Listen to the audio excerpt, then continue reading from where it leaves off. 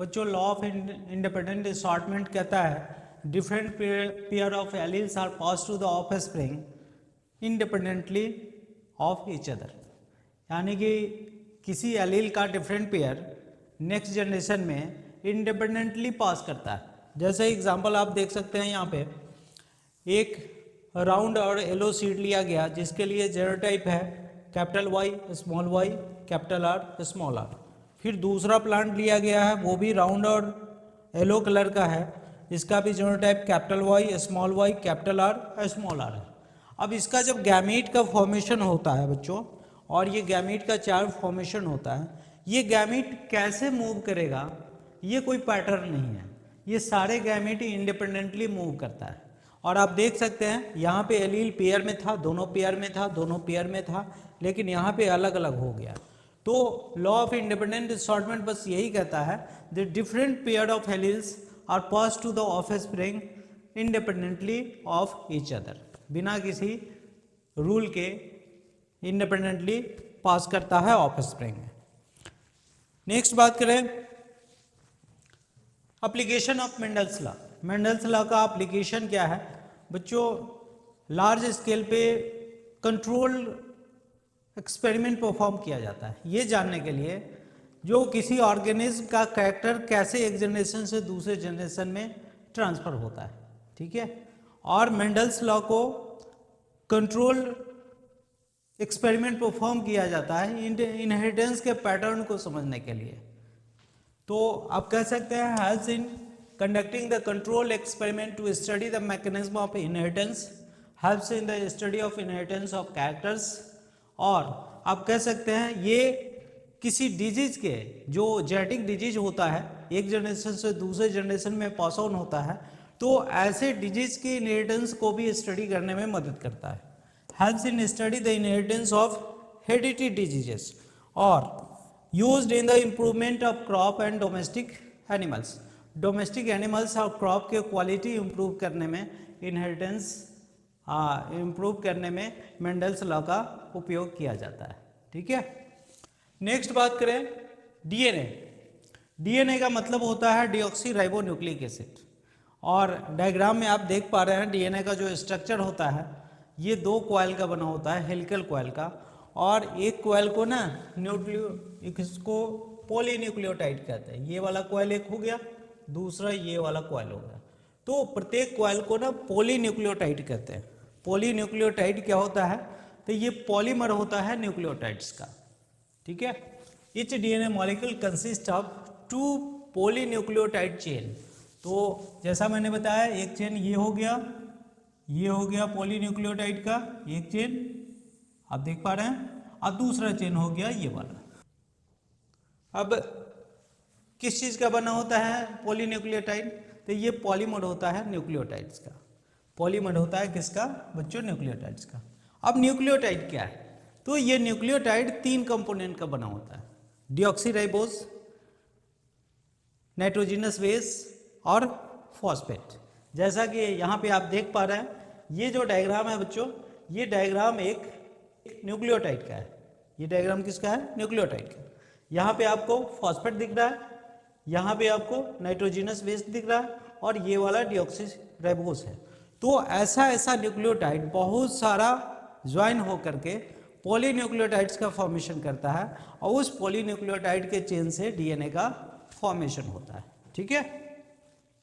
Next बात करें बच्चों नाइट्रोजिनस बेस क्या है? अब ये तो समझ आता है ये फॉस्फेट है और ये पेंटोज शुगर है, पेंटोज शुगर, और ये नाइट्रोजिनस बेस है। नाइट्रोजिनस बेस 2 कैटेगरी का हो सकता है, ये प्यूरीन होता है और पायरिमिडीन होता है। प्यूरीन का मतलब 2 कैटेगरी, एक एडिनोसिन और दूसरा गुआनिन। तो एडिनोसिन बच्चों डबल बॉन्ड बनाता है और गुआनिन ट्रिपल बॉन्ड बनाता है। ये बॉन्ड का क्या मतलब है? जैसे देख लीजिए ये न्यूक्लियोटाइड है, ये अलग अलग नाइट्रोजिनस बेस का बना होगा, और बीच बीच में जो लाइनिंग देख रहे हैं ये इस चेन का न्यूक्लियोटाइड दूसरे चेन के न्यूक्लियोटाइड से बॉन्ड बनाता है और हेलिकल कॉइल को टाइटली होल्ड करके रखता है। तो एडेनिन और गुआनिन ये प्यूरीन के कैटेगरी में आता है। दूसरा पायरिमिडीन है। पायरिमिडीन में फिर से 2 नाइट्रोजिनस बेस, साइटोसिन और थाइमिन। साइटोसिन ट्रिपल बॉन्ड बनाता है और थायमिन डबल बॉन्ड बनाता है।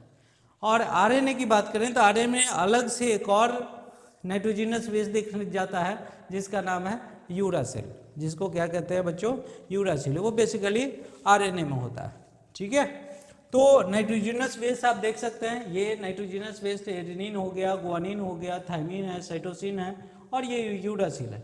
तो डिफरेंट नाइट्रोजिनस बेस अलग अलग पेंटोज शुगर और फॉस्फेट से कनेक्ट होकर के अलग अलग न्यूक्लियोटाइड्स का फॉर्मेशन करता है। फिर न्यूक्लियोटाइड्स का पॉलीमराइजेशन होता है, फिर लंबा चेन बनता है, सब मिलकर के डीएनए का फॉर्मेशन करता है, ठीक है।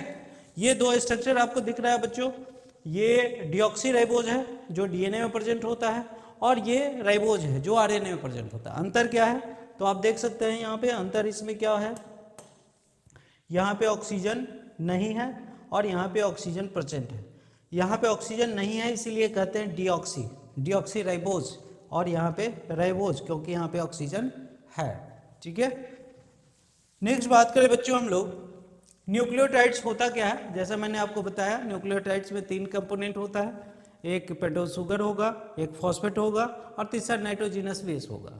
तो अगर यहाँ से फॉस्फेट हटा दिया जाए, अगर फॉस्फेट को हटा दिया जाए तो दोनों मिलाकर के कहते हैं इसको न्यूक्लियोसाइड, और न्यूक्लियोसाइड में फॉस्फेट को ऐड कर दिया जाए तो उसको कहते हैं न्यूक्लियोटाइड। तो न्यूक्लियोटाइड और न्यूक्लियोसाइड में क्या डिफरेंस है, फॉस्फेट का अंतर है। फॉस्फेट अगर अटैच्ड है तो उसको न्यूक्लियोटाइड कहेंगे और फॉस्फेट अगर अटैच नहीं है तो उसे न्यूक्लियोसाइड कहते हैं, ठीक है।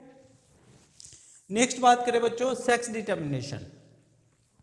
सेक्स डिटर्मिनेशन में हम लोग पढ़ेंगे कुछ ऑर्गेनिज्म ऐसा है जिसका सेक्स टेम्परेचर के अकॉर्डिंग डिटरमाइन होता है।